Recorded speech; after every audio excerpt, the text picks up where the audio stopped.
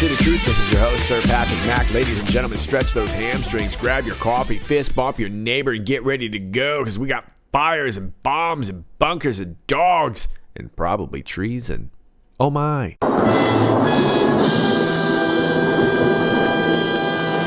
So let's do it.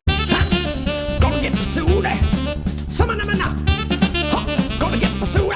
All right, first things first, as you can see here, President Trump is being escorted from his press briefing after a brief run-in with the United States Secret Service and an armed man. This is the official statement from the Secret Service. At approximately 5:53 p.m. today, a 51-year-old male approached a U.S. Secret Service uniformed division officer who was standing at his post on the corner of 17th Street. I know, and Pennsylvania Avenue Northwest near the White House complex. The suspect approached the officer and told the officer he had a weapon, which is strange. The suspect then turned around, ran aggressively toward the officer, and in a drawing motion, withdrew an object from his clothing. He then crouched into a shooter's stance as if about to fire a weapon. The Secret Service officer discharged his weapon, striking the individual in the torso. Officers immediately rendered first aid to the suspect, and DC Fire and EMS were called to the scene. Both the suspect and the officer were transported to local hospitals.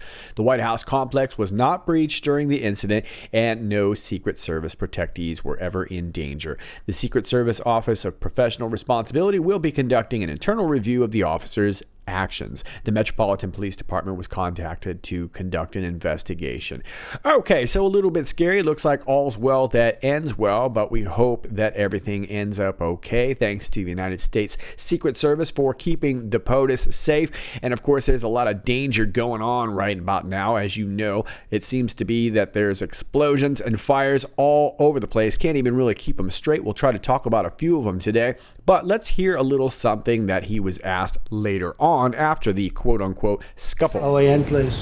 Thank you, Mr. President. First of all, thank you for coming back to finish the briefing. Thank you very much. After the scuffle. So I have an opinion question for you. Okay. Joe Biden is set to announce his running mate at any time now. We expect him to announce her. Many of your supporters feel that the reason that Obama's former NSA, Susan Rice, is at the top of Biden's list is that she can best cover up a lot of the Obamagate surveillance crimes that had taken place during your campaign. What are your thoughts? What is your opinion? Do you subscribe to that line of thought? How do you feel about it?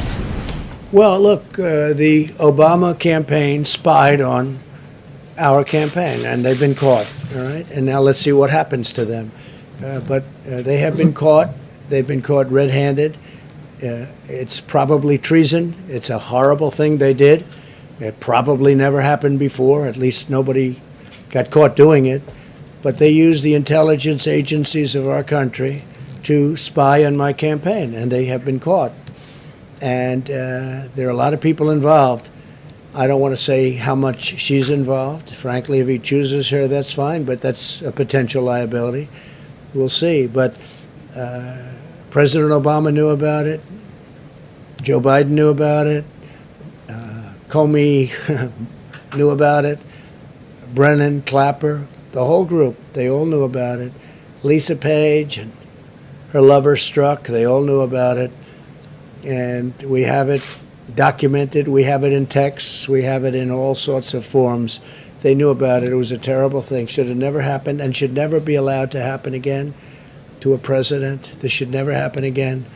This was a setup like we've never seen. I think it's the political crime of the century, and they've been caught. So let's see what happens to them all. Thank you very much. Yes, caught them all indeed, but what are we going to do about it? We see more documents coming out day by day, drip, drip, drip, just like we've kind of predicted, but what exactly is going to be done? Many of us are turning to Attorney General Bill Barr and Inspector Durham to find out those answers, all speculating whether or not we're going to get some sort of report from Durham or whether or not he's just going to go ahead and start issuing some indictments. Well, Attorney General Bill Barr was on Mark Levin the other day, and this is what he had to say. So we had this investigation going on, and you had another independent U.S. attorney who served in Republican and Democrat administrations by the name of Durham out of Connecticut. and he's conducting the investigation. I think would be helpful for Sylvia, my mother-in-law, and for the whole nation to understand when they say, why aren't we indicting somebody? Why aren't we indicting them today? Do you have the power to indict somebody today or in some kind of clock, or how does that work? Well, part of the rule of law, as far as I'm concerned, and one thing I want to get back to is not using the criminal justice system as a political tool. I think it has been in the past. I think the whole Russiagate thing was an instance of that. It's used as a weapon. And what I want to do is make it clear that we will indict people only when we are satisfied that the standards of the department have been met, which means that we believe a crime has been committed by this person and we have proof beyond a reasonable doubt to prove it. To convict them. To convict them. And we have to go to a grand jury, and the grand jury has to agree to get the indictment. And proof beyond a reasonable doubt is a high standard. And I think all political sides have gotten into the habit in this country of just sort of saying that their political opponents have done something terrible. They think it's terrible. It's enough for me to conclude he's terrible. Why isn't he in prison? But let me ask you this. So people know, you have a grand jury. What's their job? Their job is to make the decision, to return a bill of indictment. You have the U.S. attorney. What's his job? To present the evidence to the grand jury. And so they basically will decide if somebody should or should not be indicted. And then you're more or less informed about it and have the final say. Right. So you're not the first tier of this. So when people say to you, when is so-and-so going to be indicted, you don't really have a clue until that is really teed up, do you? That's right. I mean, as you said, John Durham, 35-year veteran of the department, worked for both Republican and Democratic attorneys general on special projects because people have a great deal of confidence in his ability. And he's meticulous, and he is about gathering all the evidence. Now, people lose track of, I think people have to realize that in this process, the witnesses have lawyers. Sometimes they won't talk to you. Sometimes slows down. They slow it down. Sometimes they will take the Fifth Amendment unless you give them immunity and so forth. Also, there was a sprawling number of issues to be looked at here, and there are a lot of different conspiracy theories. And part of our responsibility is to look at all of these things so we can assure people that these various theories have been looked at, and so this takes some time. Okay, so this was an interesting interview with William Barr, who was keeping it close to the vest in some ways and yet being pretty revealing in other ways. But I think overall he's letting us know that things are indeed happening, and he's starting to confirm some names. We've got a number of investigators and prosecutors on this, and we knew about this a long time ago, whether it was Huber or Durham or Jensen or Bash. We've got people on this case, Horowitz.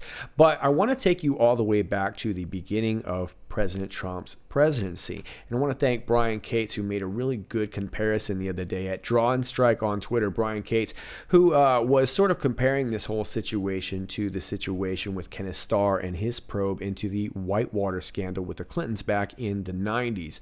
And I thought it was a great analogy, and I really wanted to bring that up with you and give you my take. But if you'll remember this time, and even if you don't, here was Kenneth Starr looking into the misdeeds of the Clintons, and this whole thing was just an entire media circus, and it went on for so long, and it just got to the point where people were so tired of it that they just wanted to see it go away. Well, why is that? Well, knowing what we know now, especially for those of you who have seen this progress over the years with the news media, we know exactly whose side they're on and the way they present a narrative, and we've seen it demonstrated with President Trump, right? This whole 4-year period has been nothing but anti-Trump the whole way through. So back in the day, you had Kenneth Starr leading this very public probe. He was on the media all the time. He was always doing interviews. He was always in the news. So this gave the news media the constant chance to clown him over everything he said, to turn around his words and to do whatever they needed to do to dominate the narrative and make this look like the circus that it ended up becoming. But in this case, what we have is that we have it all focused on President Trump. And if you think about the first 2 years, this was predominantly over the Mueller report, right? Well, we all know where that went. We all knew where it was going to go, but many people did not. And so this whole thing became yet another circus that went nowhere. And we all know that Mueller wasn't going to get anywhere with this. We all knew that Flynn was innocent, and we all knew where the spying was really occurring. But this was something that needed to play out. But the greater point is that while all that was going on, we had Jeff Sessions appointing and firing and cleaning house. And if you'll remember, if you follow a certain 17th letter of the alphabet, there was a whole list of resignations, firings, and cooperations, right? So then later on, we get this public narrative that Jeff Sessions is not getting along with President Trump. We have this kind of tweeting back and forth and biting back and forth. And I've alluded to this a couple times, and it's occurred a few times between Jeff Sessions and President Trump. It's all public narrative, and I've suggested this many times, saying simply that if the two needed to talk to each other, it would be so much easier to simply walk down the street. They literally can walk down the street and talk to each other privately, not on Twitter. So this was a public narrative that they were sort of setting. Now Jeff Sessions takes off, Barr comes in, Mueller shuts down, but not before Jeff Sessions had appointed Huber, etc., etc. So this was all going down while everyone was focusing on the Mueller investigation. And if you've read The Art of War, you'll understand that this was the appearing weak when you were strong. President Trump knew that if you turn the attention onto him, you could go ahead and spend 2 years setting up, firing the DOJ, doing whatever you have to do, cleaning house, and actually beginning investigations without leaking and without the ability for the media to go ahead and damage the reputation of these investigators because they were too busy trying to damage the reputation of President Trump. Now, check out this quick thread from Catherine Herridge, who has been releasing a lot of this information on Twitter with her fancy little pens and highlighters. New Flynn attributable to FBI. The materials recently produced to Michael Flynn's counsel include 2 pages of handwritten notes taken by Peter Strzok in early of 2017. Michael Flynn's counsel, of course, being Sidney Powell, and she's been getting this information from Jeff Jensen. Taken by Peter Strzok in early 2017 prior to his termination from the FBI in August 2018. The FBI previously made Mr. Strzok's notes available to U.S. attorneys John Durham and Jeff Jensen, as well as to DOJ's Office of Inspector General during its review of the Crossfire Hurricane investigation. So this has been a while now. The documents recently produced to Mr. Flynn's counsel also include certain other handwritten notes made by senior DOJ officials. Now, that's probably going to be the thing that President Trump has been referring to as how we've got more than just emails. We've got handwritten notes, and he didn't really say specifically, but we've got all kinds of different things, and we've seen a lot of that come out by way of Catherine Herridge. During the time of the Flynn investigation, the FBI has been, let me say that again, the FBI has been and will continue to be fully cooperative and transparent with U.S. attorneys Durham and Jensen. The decision whether to turn over documents to defense counsel as part of discovery in a pending criminal case typically belongs to the prosecutors handling the case, not the FBI. Okay, so this has been going on all this time. So at the end of the day, we'll have to see how it plays out, but I would imagine we can sort of gauge how far along we are with all of this, with how revealing people like AG William Barr are able to be. You can see that he's starting to name some names, and these names were not necessarily secret. We knew these names, but he's speaking about them more in the open now, which suggests to me that he is expecting there's going to be repercussions for that. And the repercussions, of course, are going to be the media hate. They're going to go after Barr again, and they're likely to go after Durham. However, I think this is going to be a little bit difficult. In 2008, then Attorney General Michael Mukasey, who was appointed by President George W. Bush, tapped Durham to look into the destruction of CIA videotapes of interrogations with detainees. And then the very next year, it was then Attorney General Eric Holder, who also appointed Durham to look into the CIA's use of enhanced interrogation techniques with torture of detainees. So this probably led to a lot less convictions than should have been, and it's hard to know really what role Durham played in this, but he was involved in this. But this is the kicker that I want to point out. It was back when U.S. Attorney General Janet Reno appointed him in 1999 as a special prosecutor. They were looking into James Whitey Bulger, who not too long ago had a mysterious death when he was being transferred. Well, Whitey Bulger was a famous informant, and if you've ever read the Louis Gohmert piece on Mueller entitled Mueller Unmasked, you can find it online. Louis Gohmert, Mueller Unmasked, and you'll be able to find it, and it's a great piece on the history of Robert Mueller. But Whitey Bulger was an informant for Robert Mueller. So this whole thing really gets crazy, because anybody who would have known that, it would have been Durham, and Durham would have known all about that. So how this is all going to play full circle is really going to be great, and it kind of lends to the idea when 17 talks about reconciling with Robert Mueller. Is Durham part of that process? Hard to say, but I would imagine it could be possible. Gonna get pursued. Next story I want to talk about is just one of many stories that we've seen around the world, and we talked about this in my last video entitled Sure Shot from the other day. We are on the Jerusalem Post, where suspicious tunnels near Beirut port discovered after the blast. The Lebanese armed forces have denied the existence of tunnels.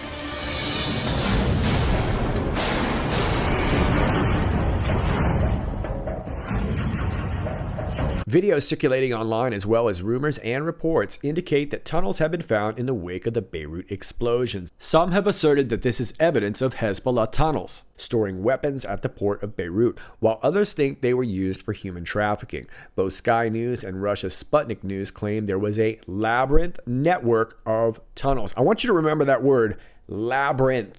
The Lebanese armed forces have denied the existence of tunnels, just as Hezbollah has denied doing anything at Beirut port.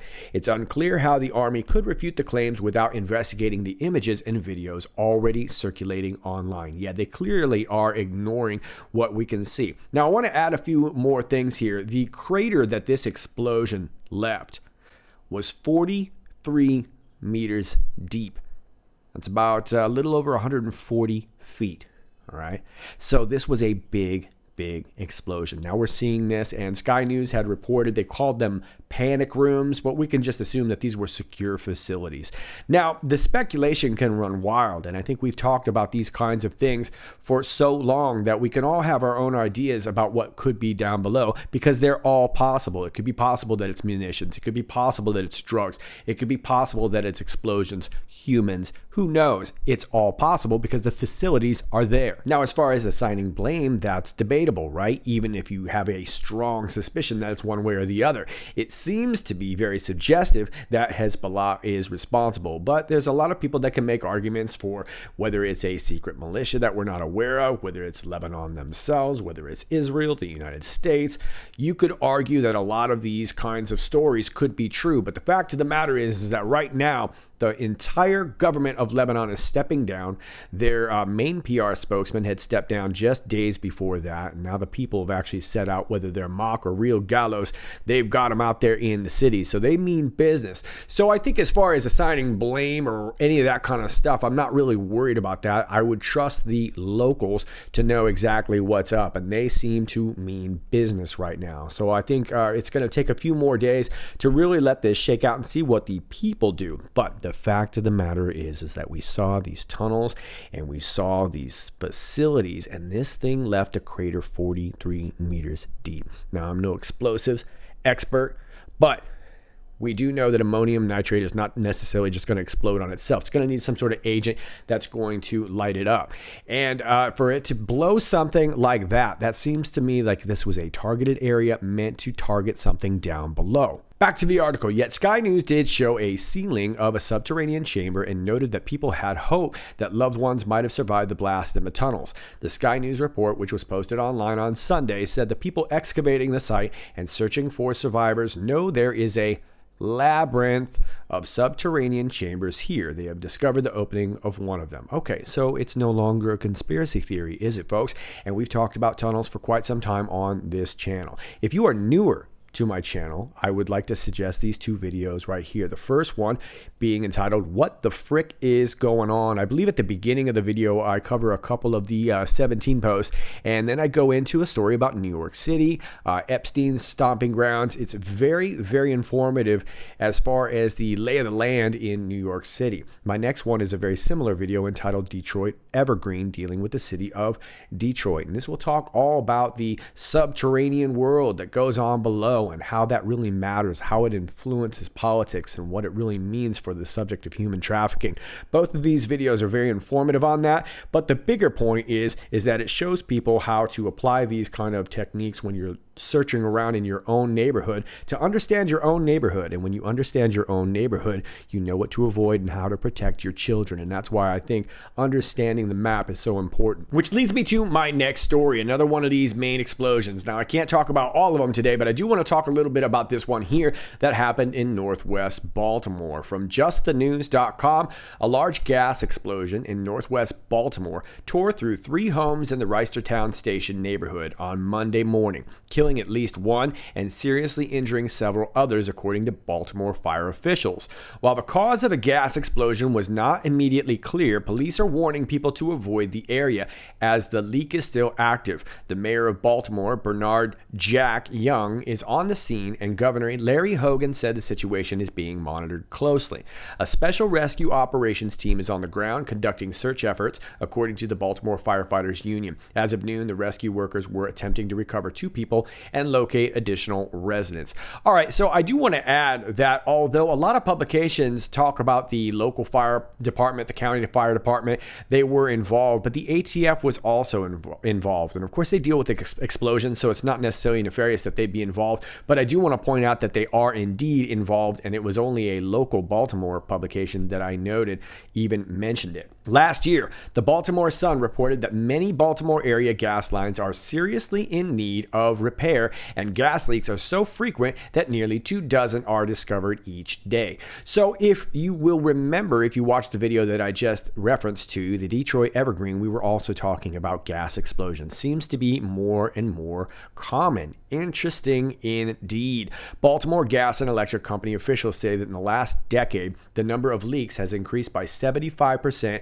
during an intense failure of manufactured pipe joints installed between 60 to 70 years ago. There are still several people, possibly including children, trapped beneath the rubble. Okay, so it's a terrible story. We've seen a lot of explosions like this over the last 2 years.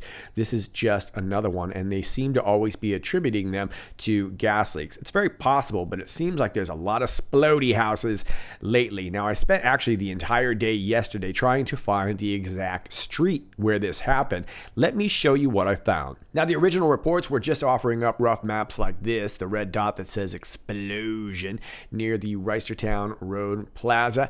And this is it right here in the 6500 block. I've got it pinged in red there. That's not the specific location, just the location of the 6500 block that the map takes you to. If you note in the upper center of your screen, you have the Division of Vital Records. Not sure if that's vital to the story or not, but I do think it's worth mentioning. But the actual explosion occurred in the upper left near your screen in those side streets, and we're going to have a look at that. Now, it took me a while to kind of pinpoint where this explosion was, so I kept going back and forth between TV interviews, and I started noticing this right here. This is a screenshot from it from ABC News Prime, and this young man was a neighbor that came by to sift through the rubble. He heard the explosion, and he came to sift through and try and find people and whatnot, so he was giving some interviews on numerous stations, and they were all giving their statements here. This is where the police department, the fire department actually were, and I kept noticing the red wheelchair accessible ramp behind them. And there was only one in the area, so I was able to pinpoint it right here.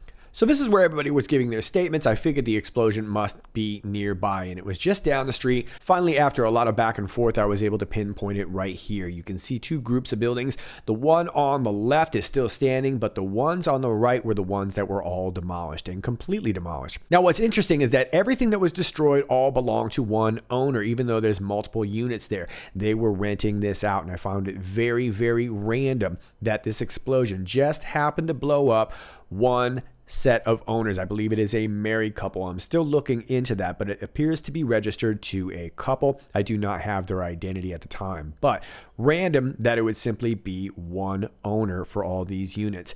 What also was curious about this is that they kept using the word rooming, which I've heard before, but it just seemed like a strange term for basically subletting or renting out these apartments inside these buildings. But it was all one owner. So all the way on the right was completely destroyed, and the buildings on the left were still standing. And you can see the comparison. This is how I was able to figure it out from the aerial view. Probably just a coincidence that the address to this joint is 4236 Labyrinth Road.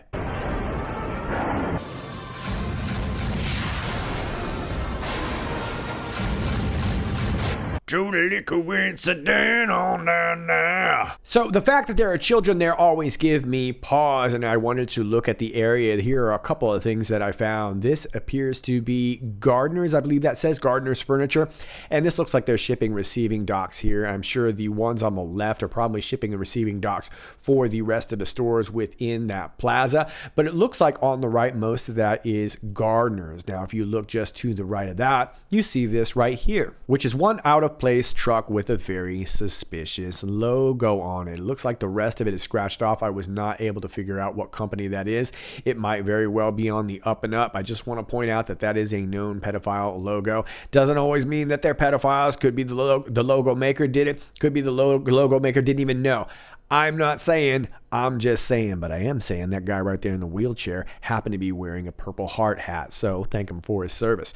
Directly across the street, I found this right here, this little vehicle with a messed up window in the back, but what was really curious was this Woo Nuwap sticker on the back, and that appears to be kind of a slang for what I would imagine was talking about the Woo Nuwaubians. I do want to clarify that as a researcher, I always like to look into things that are around the area, whether or not they have something directly to do with the story, but I did think this was a great opportunity to talk about this group if you've never heard of them. And I also want to clarify that whenever Googly Maps took this picture would have been a different time than the explosion, so it could have been years ago, and this car may not even live in the area, but I thought it was a great opportunity to mention this group. The Nuwaubian Nation was founded by Dr. Malachi Z. York. His real name is Dwight York, and he goes by a bunch of other names. He was a big part of a bunch of different groups, most of them being Muslim or Black Muslim in particular groups. But by the 80s, he started to get more into the esoteric stuff like UFOs and what they call Qmatism,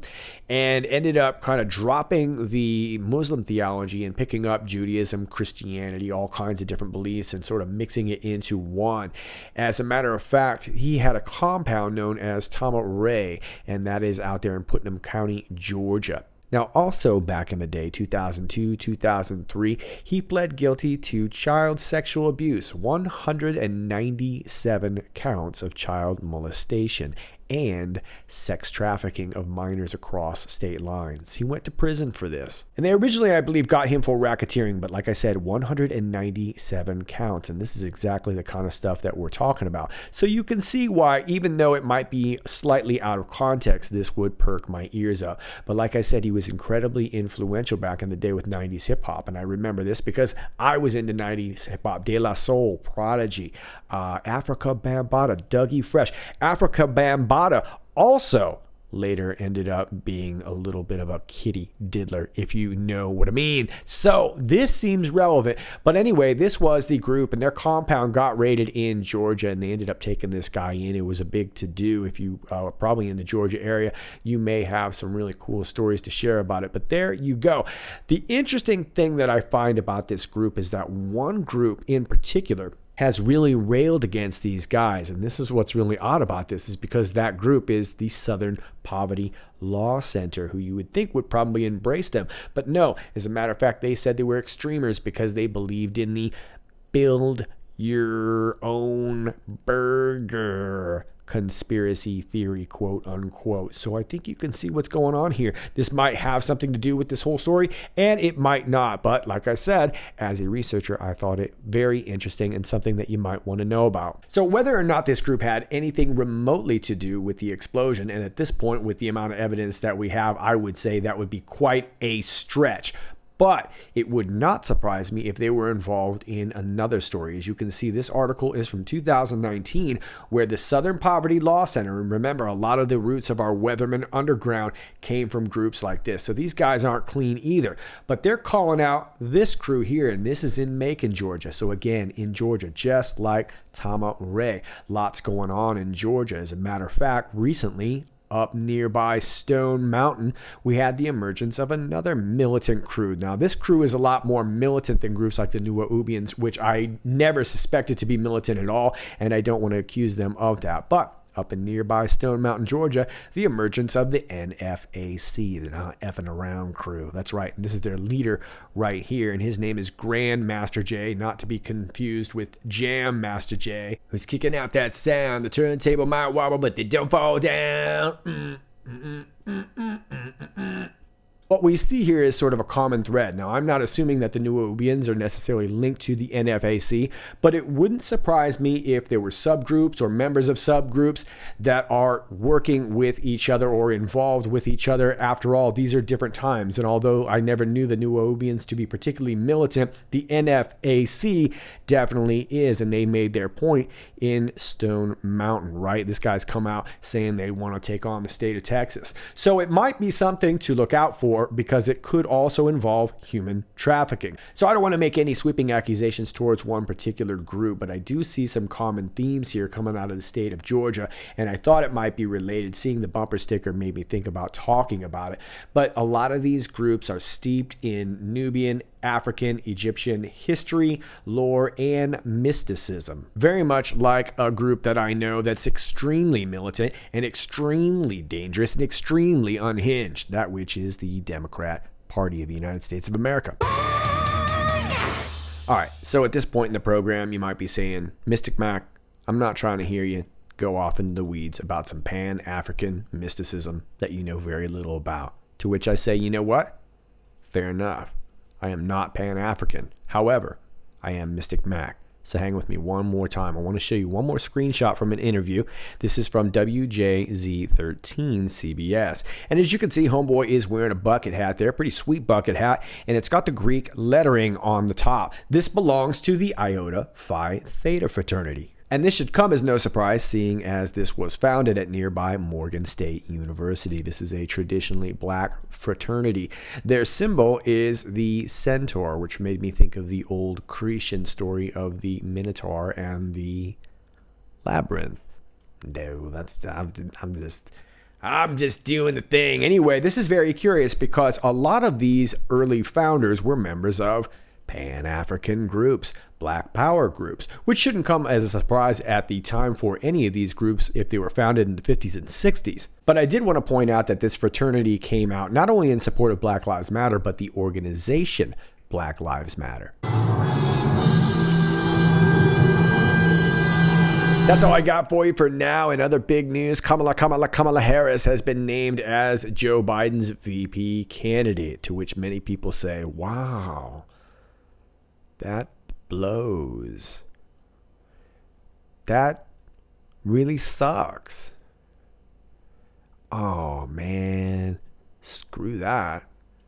All right, it's a family show. Family show, family affair. That's all I got for you today. As always, if you like this video, please click like, share, and subscribe. Thanks to all of you who do that already. If you've not joined me on one of my alternate channels, please do so, as you never know how long each one of these will last. If you're on YouTube, all my information is down below. I've also got it pinned to my Twitter. Please join me on one of those. Join me on BitChute, or I don't know. I've got all the links down below. You know the thing. Just do the thing. My email is down there below if you want to send me some information as well. This is Sir Patrick Mack, and until next time, stay focused.